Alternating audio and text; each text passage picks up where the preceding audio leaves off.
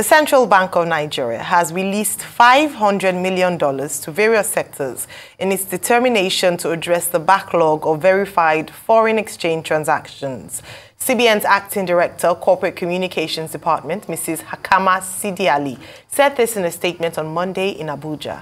According to Sidi Ali, this comes barely a week after the Apex Bank paid approximately $2 billion to settle outstanding commitments across manufacturing, aviation and petroleum sectors.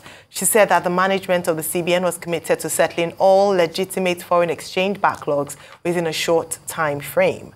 She said the CBN had begun implementing a comprehensive strategy to improve liquidity in the Nigerian foreign exchange markets in the short, medium and long terms.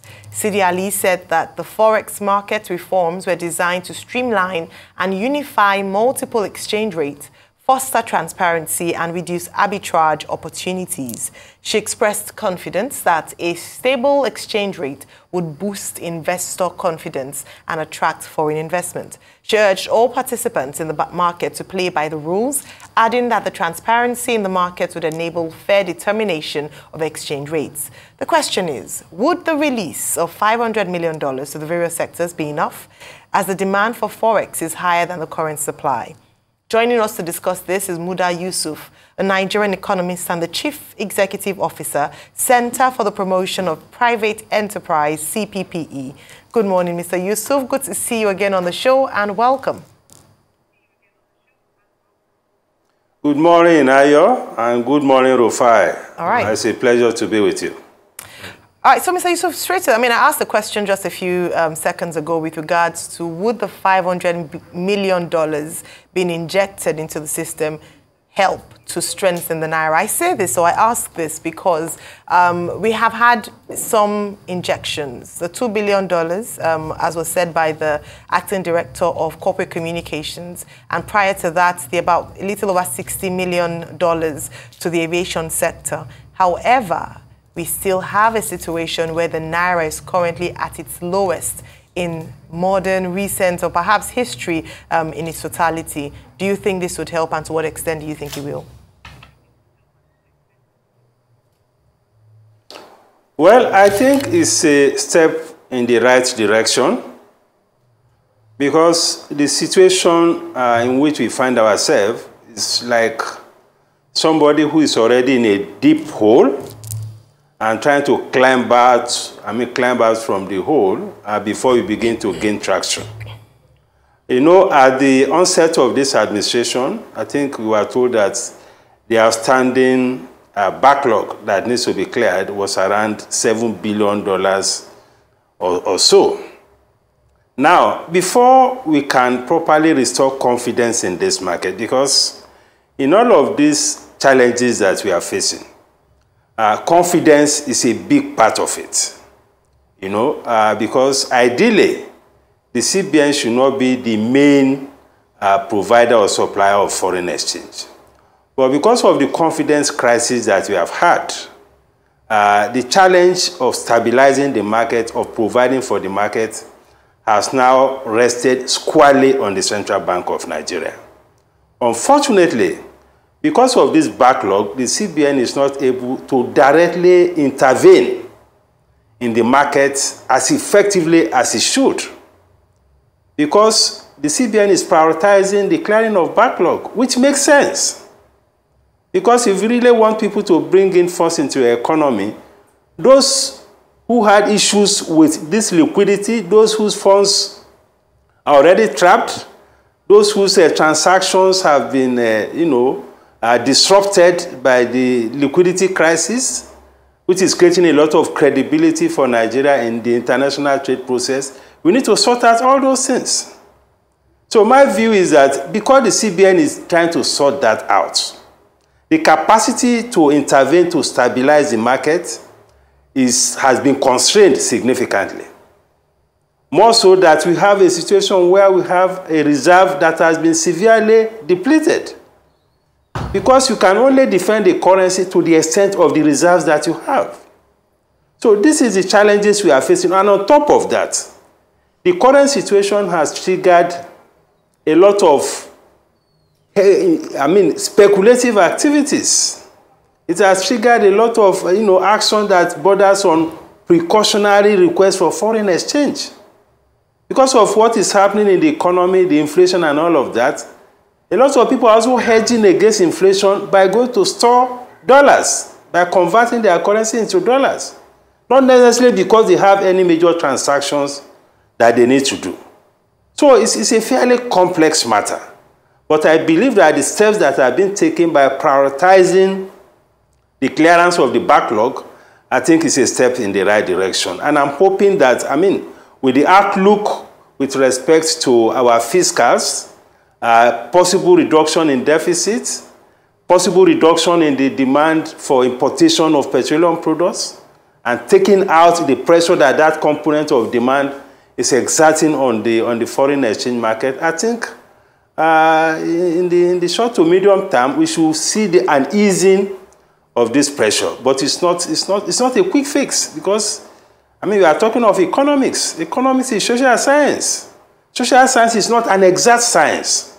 So there are some variables sometimes that you contend with that you have not factored into your model or into your equation. So that is what we are dealing with at the moment. Okay. Thank you so much for that. And we've heard what you have said as regards this. But I'd like to ask you, then, can we also look at ways at which we can get out of this quagmire? Because obviously, like I was citing this morning, all this injection does not go anywhere. We have a currency that has lost about 98% of its value. I don't know what the numbers say, but it's one of the worst performing currencies in the world this year. All of a sudden, compared to our neighboring countries like Ivory Coast, the CFR is greater than our currency, which was not the case before. So, is there like an injection apart from taking money? Or is there a need for an absolute Keynesian model? Is there a need for asking friendly countries to give us money like Dubai and the likes? What can we do to really get out of all of this?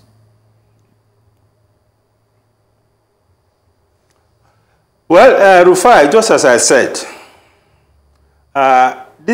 there is no quick fix to this, because the currency can only be as strong as its reserves. And we have gotten to a point where borrowing to support this kind of system will also create its own challenges. So I think the best way forward is what I believe the CBN is trying to do. Because the magnitude of this challenge is not something you can fix in 6 months, in 7 months. Because if your reserves have depleted so much, you have challenges with your oil production, oil output. You have an economy which over the years have been, programmed to depend so much on foreign exchange from oil. You have an economy where the non-oil sector is contributing not more than maybe 5 to 10% of your foreign exchange earnings. These are fundamental structural deficiencies. And these are not things that you can fix very quickly. But what I think is important in all of this is for the CBN to continue on this trajectory of trying to rebuild confidence. That's by clearing this backlog, so that whatever we have that is coming to the CBN will now be able to be injected directly into the market. Because what we are seeing now is that it is the clearing of the backlog that is being prioritized, and rightly so. So when we get to a point where the CBN is able to, inject directly into the market, that will help. Okay. Under the Emefiele dispensation, annually, you are getting an injection into the forex market of about $20, $22, $25 billion annually. If you look at that on a monthly basis, it's coming to around $1.5 billion. So under that regime, well, from whatever sources the CBN at that time was able to rake in the money, they were able to feed this into the foreign exchange market. But we don't have that capacity now. And we don't print these dollars. So we have, the government has been, trying to, seek all sorts of creative ways to be able to generate this liquidity. You had this this Afrexim thing. You have some other initiatives that the CBN is trying to put in place. So for me, there is very little that can be done in terms of dramatically changing the situation. Because we are dealing with an economy whose fundamentals have been severely weakened. And it will take time to deal with these things. I mean, just as I said, the analogy of coming from the valley and you are going to the top of the mountain. Before you get out of the valley, you have to get out of the valley, come to the surface before you begin to climb up. These are challenges and these are structural issues. But what I will say is that we need to also interrogate the approach of the central bank in dealing with this situation. Because the economy cannot afford this kind of volatility. That within a week or 2 weeks, you have seen dramatic changes in the foreign exchange, I mean, for almost 3-4 times. We need a framework that will help to stabilize it, even within the context of these fundamental challenges. All right. Well, when you say that in the immediate, the pumping or the injection of funds is what can be done by the CBN. Yesterday, we had a guest he was talking about some drastic measures that must be taken in order to save the naira, that there are some quick wins, but it must take the wheel to be able to do it. We tried to get him to explain what he was saying, but from what I inferred from that conversation, part of it is to deal with this issue with the BDCs. And he said that if the CBN governor must be willing to save the naira, he must also be willing to take some very tough decisions, some radical decisions. So beyond the injection of money into the system, it's also a long-term solution because yes, it might have a temporary reprieve, then we are back to where we're starting from because there's such a dollarization of the economy that a lot of things currently happen around that. So what's your stance on that? Beyond this, we still insist that there are certain other measures that can be taken to stem the free flow of the naira as it stands currently. Do you agree with that? Would you suggest that there are more radical decisions to be taken?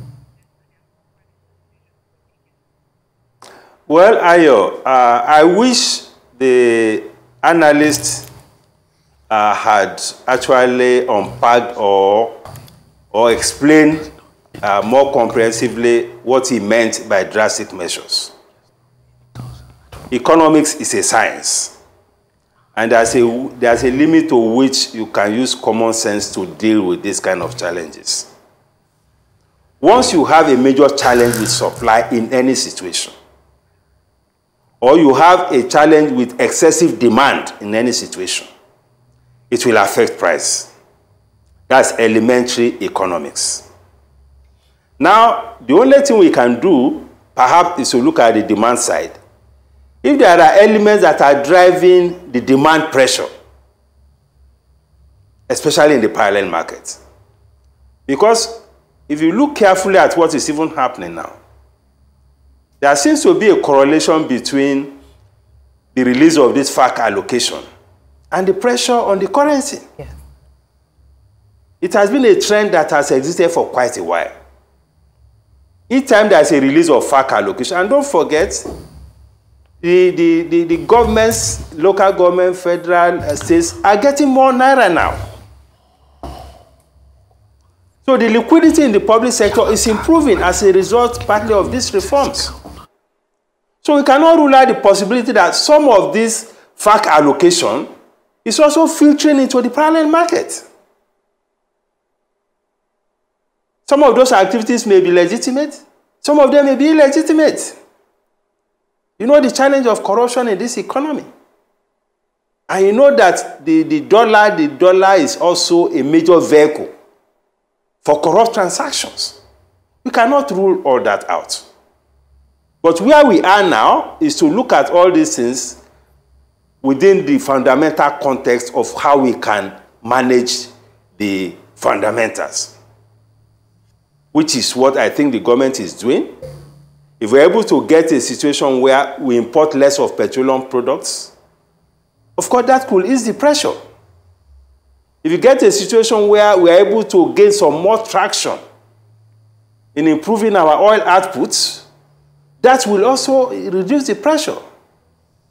If you have a situation where we can also be less dependent on imports for some of these other things.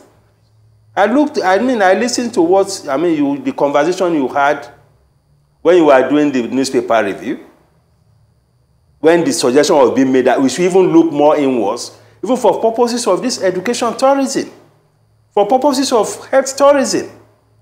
So as citizens, there's also a need to also change some attitude. Okay, as we wrap up, where we deal with the fundamental issues of managing the macroeconomy. As we wrap up, sir, I would like to ask you this question.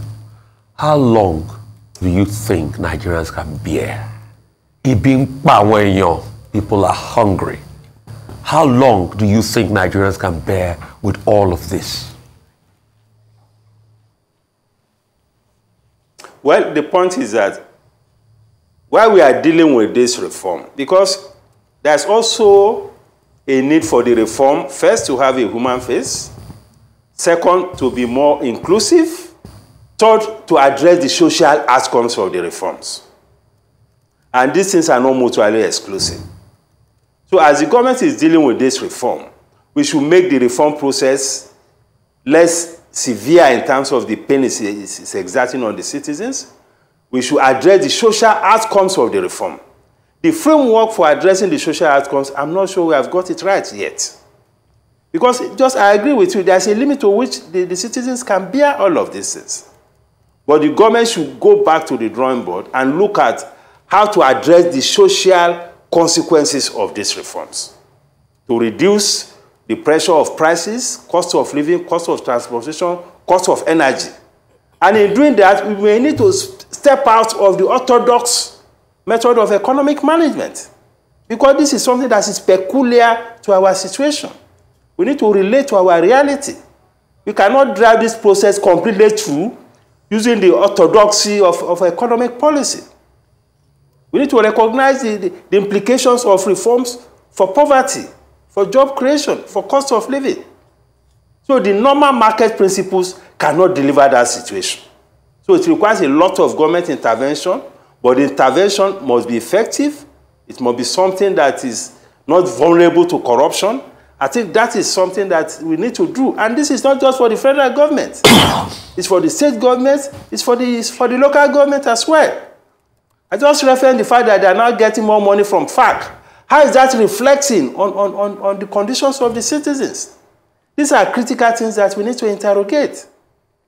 All right. Well, thank you very much. Indeed, these are critical things that we must invest in, we must interrogate. Thank you for your time with us this morning, Mr. Muda Yusuf. We look forward to having you again on the morning show.